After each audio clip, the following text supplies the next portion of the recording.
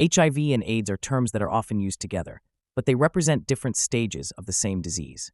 HIV stands for human immunodeficiency virus, and it is the virus that attacks the immune system, specifically the CD4 cells, T cells, which are crucial for fighting infections. When a person is first infected with HIV, they may not show symptoms, or they might experience flu-like symptoms shortly after exposure. Over time, without treatment, HIV can damage the immune system to the point where it becomes very weak and vulnerable to infections and diseases that the body would typically be able to fight off. HIV is spread primarily through unprotected sex, sharing needles, or from mother to child during childbirth or breastfeeding. It can also be transmitted through exposure to infected blood. The virus is not spread through casual contact like hugging, kissing, or sharing food. If HIV is not treated, it can progress to AIDS or acquired immunodeficiency syndrome.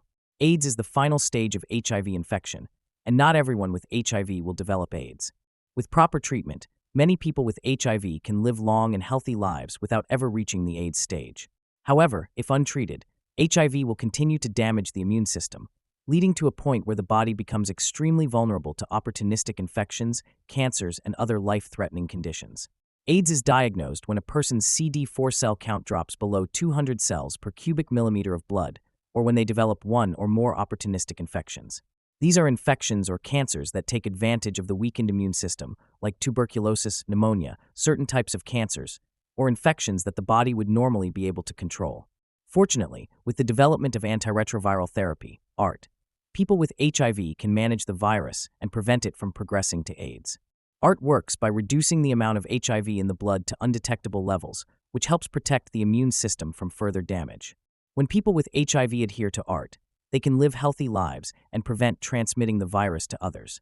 While there is no cure for HIV yet, ART has made it possible for many people living with HIV to lead normal lives, and the virus is now considered a manageable chronic condition. It's important to get tested regularly if you're at risk for HIV, as early diagnosis and treatment can help manage the virus and prevent complications. Safe practices, like using condoms during sex and not sharing needles, can reduce the risk of HIV transmission. HIV and AIDS are serious, but with education, prevention, and treatment, those living with HIV can stay healthy and prevent the progression to AIDS.